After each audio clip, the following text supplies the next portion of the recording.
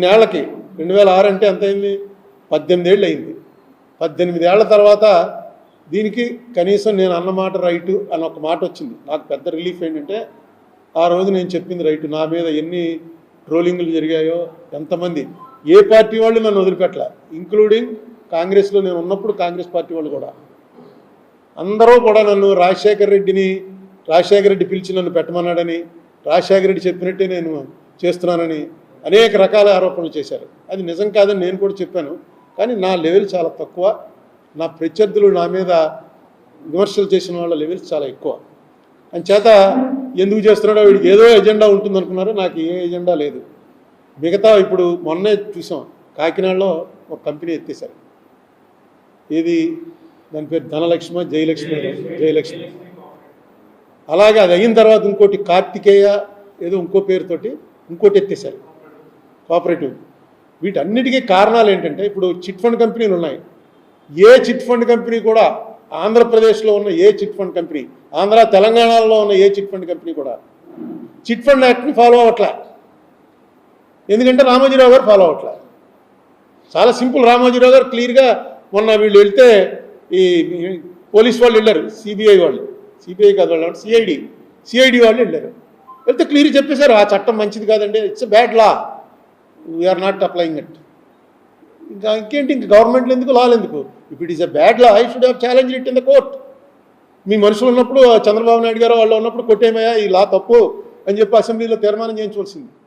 చాలా సింపుల్గా మేము లేదు, we're not following that law, we're following only company law, chit fund యాక్ట్ని మేము ఫాలో అవ్వం. ఇవన్నీ నా దగ్గర ఉన్నాయి. ఎప్పటికప్పుడు నేను రైట్ టు ఇన్ఫర్మేషన్ కింద అక్కడ లోపల జరిగింది ఎంటైర్ రికార్డింగ్తో సహా, వీడియో రికార్డింగ్తో సహా మొత్తం అన్ని రైట్ టు ఇన్ఫర్మేషన్ కింద నేను తెప్పించుకున్నాను. ఎందుకు, నాకేంటి అవసరం అంటే నా మీద వాళ్ళు వేశారు కేసు, మార్గదర్శి చిట్ ఫండ్స్ వాళ్ళు నా మీద ఒక కేసు వేశారు, 50 లక్షల రూపాయలు డ్యామేజెస్ కట్టమని. అది ఇంకా పెండింగ్, తెలంగాణ కోర్టులో ఇంకా పెండింగ్ ఉంది. దాంట్లో నాకు కావాలంటే నేను చెప్పింది నేను అనలేదండి, రామోజీరావు గారిని ఏం అనలేదు అని అనడానికి లేదు. ఎందుకంటే అన్ని వీడియోలు ఉన్నాయి, నేను అన్నమాట నిజం. ఎందుకన్నాను, ఈ చిట్ ఫండ్ కంపెనీ ఫాలో అవ్వట్లేదని. ఈవేళ చిట్ ఫండ్ కంపెనీ ఫాలో అవ్వట్లేదని వాళ్ళే ఒప్పుకున్నారు. ఈ కేసు ఒక నిర్ణయం అయితే మార్గదర్శి చిట్స్ కేసు కూడా ఈ కేసులాగే ఒక కొలిక్కి వస్తే నేను ఆ కేసులోంచి బయటపడగలను. అందుకని నాకు తప్పదు.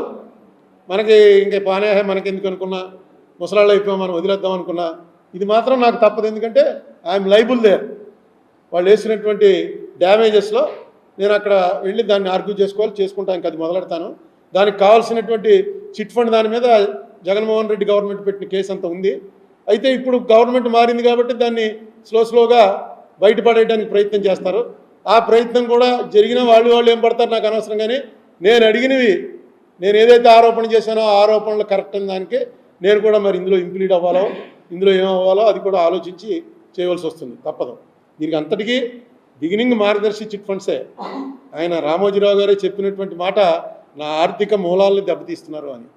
ఆర్థిక మూలం మార్గదర్శి చిట్ ఫండ్స్లోంచి డబ్బు వెళ్ళి మార్గదర్శి ఫైనాన్షియల్స్లోకి వెళ్ళింది. మార్గదర్శి ఫైనాన్షియల్స్లోకి వెళ్ళిన డబ్బు ఆయన మొత్తం ప్రాపర్టీలన్నీ కొనుక్కున్నారు. ఇది చట్టవిరుద్ధం.